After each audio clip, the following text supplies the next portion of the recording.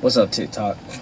So, this is a part two, update on, my last video where I was talking about how I'm not going to take the vaccine or whatever. Man, let me tell you about these people, bro. Wildin', right? They talking about they going to make the vaccine mandatory because it possibly can or may be used as a biological weapon, as in like the same reference as to anthrax. Then they talking about if you elect not to take the vaccine, then you will be facing a field grade Article 15, according to, under UCMJ, which means they could take 2 pay grades from you. You're going to lose a lot of money. Then they talking about it doesn't stop there. They're not going to just kick you out. Like, then you may be facing a court martial, which is basically you run the possibility of ending up in Fort Leavenworth in federal prison for not taking the vaccine. Man, all I gotta say is bro, I got a family, I got a wife, I got kids, man. Look, I can't take that. I cannot take. That's a big L. If I really go ahead and try and refuse these people, that's gonna hurt. That's gonna hurt TikTok. It is what it is. Guess I'm gonna be a zombie in 2042 with everybody else, cause I am not taking that L, boy. Crazy, just crazy. Anyway, like and follow for more content, man. If y'all want any, status updates on anything, let me know. Like and follow. Alright, Shalom.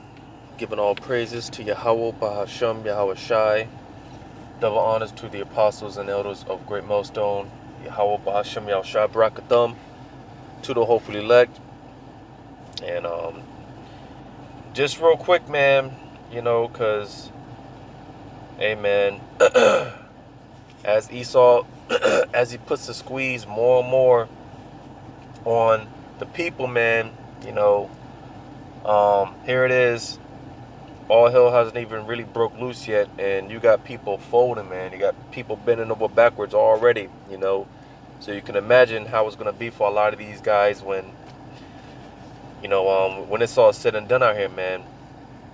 But you see, this is why we are going to need the spirit of Yahweh Shemel Shai to be with us, because, hey, man, it's going to get bad out here, and for a lot of brothers, as we get into this hour of temptation, and we're all going to be tempted, we're all going to be put in a position to where we're going to have to make a decision on whether or not we're going to stand firm in our integrity and our faith in Yahweh Shemel Shai, or we're going to be like guys like this, and we're going to fold, because, hey, dudes, they can't deal with the pressure, man. It's going to come down to that, man. Here it is. You got this guy from over at the ISUPK. Basically, he talked about, and I did a video on it already, but he talked about how he took the what just to convince Jake, other Israelites in the truth, that basically to show them that there's nothing to be afraid of, man. And like I said, you got Jake already bending over backwards, man, and giving in, and the pressure's not really on yet. All hell hasn't even really broke loose yet. So I'm gonna get a few scriptures, man, because like I said, and it's a spirit, because the spirit has it out to where brothers is doing videos on the rapture, because you still got a lot of phony Christians talking about the rapture. They still believe in the rapture doctrine, and where they believe that you're going to be beamed up out of here before the Great Tribulation, which that's far from the case, all right? Because when you read about the hour of temptation, this is a time period that's going to befall everyone on the earth, all right, the world, all right? Everyone's going to have to deal with this, So no one's getting raptured up before Jacob's trouble and before all hell breaks loose. We all have to, be here and deal with it. But the difference is to the believing believers, to the saints, Yahweh Bashem Shai is going to preserve them. He's going to be with them. All right, and I'm gonna get this example here, dealing with Shadrach, Meshach, and Abednego here in the book of Daniel, chapter 3. I'm not gonna read the whole chapter. I'm just going to I'm going to start at verse Daniel chapter 3 verse. I'm gonna start at verse 12. It says, "There are certain Jews whom thou hast set over the affairs of the province of Babylon. Shadrach, Meshach, and Abednego, these men, O king, have not regarded thee. They serve not thy gods, nor worship the golden image which thou hast set up."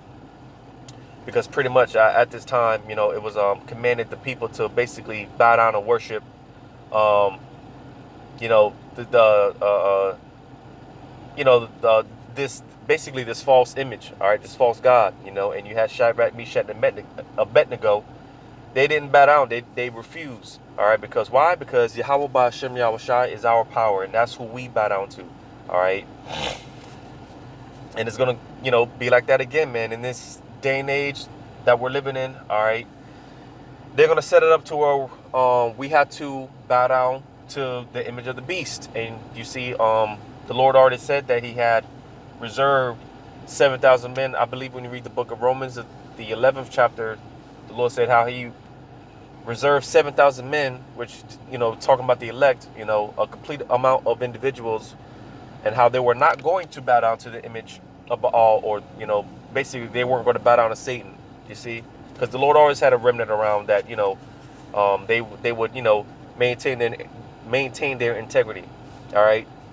So Daniel chapter 3 verse 13, it says, "Then Nebuchadnezzar in his rage and fury commanded to bring Shadrach, Meshach, and Abednego. Then they brought these men before the king. Nebuchadnezzar spake and said unto them, It is true, O Shadrach, Meshach, and Abednego, do not ye serve my gods, nor worship the golden image which I have set up. Now if ye be ready, that at what time ye hear the sound of the cornet, flute, harp, sackbut, psaltery, and dulcimer, and all kinds of music, ye fall down and worship the image which I have made. Well, but if you worship not, ye shall be cast the same hour into the midst of the burning fiery furnace. And who is that power that shall deliver you out of my hands?" You know, speaking proudly, you know.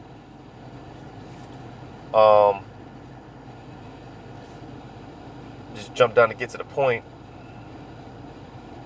Matter of fact, I'll read on down. Yeah, I'll read on down. Verse 16, it says, "Shadrach, Meshach, and Abednego answered and said to the king, O Nebuchadnezzar, we are not careful to answer thee in this matter. If it be so, our power whom we serve is able to deliver us from the burning fiery furnace, and he will deliver us out of thine hand, O king." And this is the attitude that we ought to have, man. This is the spirit that we ought to be praying for, man. You know, I often talk about how we ought to be praying for the same spirit that our forefathers, that they had.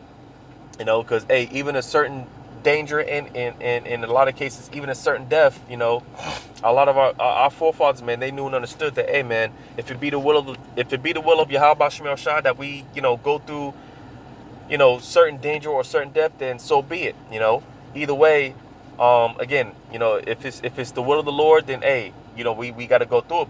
You know, if it's the will of the Lord, He'll deliver us out of it. You know, whatever the will of the Lord be. And that's the attitude we have to have. All right, because we don't fear these devils, man. We're not supposed to be in the spirit of trembling and fearing these people, man. You know, we ought to fear our power. All right. So reading on down, verse 18, it says, "But if not, be it known unto thee, O king, that we will not serve thy gods, nor worship the golden image which thou hast set up." Then was Nebuchadnezzar full of fury, and the form of his visage was changed against Shadrach, Meshach, and Abednego. Therefore he spake and commanded that they should heat the furnace 17 times more than it was wont to be heated. So basically, they made this fiery furnace hotter than what it usually is, right? It says, "And he commanded the most mighty men that were in his army to bind Shadrach, Meshach, and Abednego, and to cast them into the burning fiery furnace. Then these men were bound in their coats, their hosen, and their hats, and their garments, and were cast into the midst of the burning fiery furnace. Therefore, because the king's commandment was urgent, and the furnace exceeding hot. The flame of the fire slew those men that took up Shadrach, Meshach, and Abednego. So the men that cast Shadrach, Meshach, and Abednego into the fiery furnace, it was so hot they got burnt up. Right?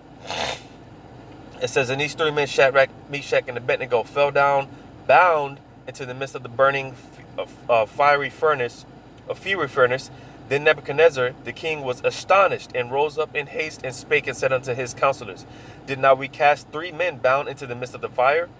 They answered and said unto the king, True, O king. He answered and said, Lo, I see 4 men loose, walking in the midst of the fire, and they have no hurt. And the form of the 4th is like the son of the power. All right, because that was basically Yahushai. All right, the spirit of Yahushai was with Shadrach, Meshach, and Abednego. All right, and they were protected. It was like a what do you call it? What do you call it? It was like a force field protecting Shadrach, Meshach, and Abednego. They didn't get burnt. They didn't get touched. They didn't get affected by the fire. You know. Right, because again, 3 men. All right, these 3 men, these 3 brothers, they got thrown into the furnace. All right, but you know, when Nebuchadnezzar got up, he saw 4 men. All right, and again, that 4th man being Yahushai. All right, because that's how it's going to be for us. You know, we got to believe that.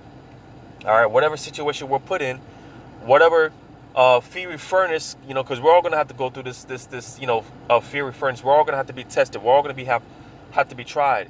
Hence the name, the hour of temptation. All right, we're all going to be tempted. But again, understanding and believing that Yahushai, he's going to be with us, just like he was here with Shadrach, Meshach, and Abednego. All right. So yeah, that was it on that. You know, again, just one of many examples of how, you know, dealing with, you know, how our forefathers, man, and the faith that they had in our power, you know, the true one and only power, Yahweh Shem Shai. You know, that's just one of many examples, man. And this is why when you read scriptures like Romans 15:4, the things are written aforetime were written for our learning, you know, because hey, man, we can learn from these you know, beautiful stories, man, these uplifting stories, you know, because hey, again, whatever situation we're put in, just remember the names of Yahweh Shem Shai. All right, call on the names of Yahweh Shem Shai, because hey, a lot of us, we're going to be separated from our families.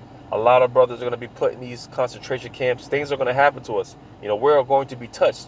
Like I said, going back to what I was saying, you know, none of us are going to be beamed up before the Great Tribulation. We're all going to have to be here, and we're all going to have to deal with it, you know, because we're going to have to, our faith is going to have to be put to the test. But like I said, the difference between the believing believers, they're going to call on Yahweh Shem Shai. All right. Before I get that, I'm going to get this real quick in Jeremiah. Because you see, again, guys like this, man, you know, hey, man, they're going to fold, man. You know, they're going to fold, man. You know, and I'm going to read this real quick in Jeremiah chapter 30 and verse. Jeremiah chapter 30 and verse 6. Matter of fact, verse 5. It says, For thus saith Yahweh, we have heard a voice of trembling, of fear, and not of peace. Because, hey, man, we've been trying to tell our people that, hey, things are not going to get better. You know, things are only going to get worse. You know, the scriptures talk about the beginning of sorrows. So, you know, because, hey, it's going to get bad. It's going to get real bad out here, man. It's only going to get worse and worse before it gets any form of better. All right? All hell has to break loose before we get the kingdom. You know, and this is what Jake is failing to understand. You know, so this is why, hey, when it comes down to it, a lot of Jake, man, excuse my French, but hey, a lot of Jake, they're going to be bitch made, man. You know, they're going to be turned out. They're going to fold, man. They're going to bitch out, you know. And that's why when you read verse 6, it says, Ask ye now and see whether a man doeth travail with child. Wherefore do I see every man with his hands on his loins as a woman in travail, and all faces are turned into paleness, man. Because again, Jake, they're, hey, and this is talking about men. All right, like I said, men are going to be bitch made, man. They're going to be turned out because of how bad it's going to be, man. They're going to be scared shitless, man. You know, because that's how bad it's going to be out here when it's all said and done. You know, read that again in verse 6. Ask ye now and see whether a man doeth travail with child. So men are going to be like women in that day. All right, because obviously men don't give birth. You know, they don't carry children in the womb, but that's how it's going to be. Like a man, travailing with child, because hey, they're going to be scared to death, man. Because they don't have faith in Yahweh Shem Shai. So reading on, it says, "Wherefore do I see every man with his hands on his loins as a woman in a travail, and all faces are turned into panels." So you see again, men being compared to women, scared to death, man, scared shitless, because hey, man, they're not built up and rooted in the faith, so hey, they're not going to be protected, they're not going to have that hedge, that covering, and like I said, this is the difference between these people out here and the believing believers. You see, I'm going to read this in Proverbs chapter 18 and verse 10. It says, "The name of Yahweh is a strong tower. The righteous runneth into it and is safe." So you see, that's the difference. Because like I said, brothers in the faith, they're going to call on the names of Yahweh Shem Shai. Why? Because that's going to be a strong tower. That's going to be our defense. All right, and those that run into it, they're going to be safe. They're going to be protected. They're going to have that hedge of protection. So that's the difference between people like this, all right, and, the believing believers to the saints. They're going to be protected. They're going to be preserved through all this sad trouble and all this destruction and throughout Jacob's trouble and the hour of temptation. All right, the saints, they're going to be protected because they're going to trust on and call on the names of Yahweh Shem Shai. All right, and the spirit of Yahweh Shai is going to be with them, just like the example that I read with Shadrach, Meshach, and Abednego. The spirit of Yahweh Shai was with them, and they were protected. They weren't touched. All right, and we got to understand and we got to believe that it's going to be the same thing. If we truly, sincerely believe, it's going to be the same for us. We're going to be protected, and the spirit of Yahweh Shem Shai is going to be right there with us, getting us through it, man. We're not going to get touched, all right, when this flood comes in, So, yeah, man, once again, hey, here it is. The pressure's not even fully on yet, and people are folding, man. They're already giving up, But hey, again, whatever situation, whatever we're put through, just remember the names of Yahweh Shem Shai, and believe in it, and you'll be all right, man. You got, and again, you got to believe it. You got to actually believe it. So hopefully this was uplifting, giving all praises to Yahweh Shem Shai. Double honors to the apostles and elders of Great Millstone. Yahweh Shem Shai Barakatham, to the hopefully elect. Until next time, Lord's will. Shalom.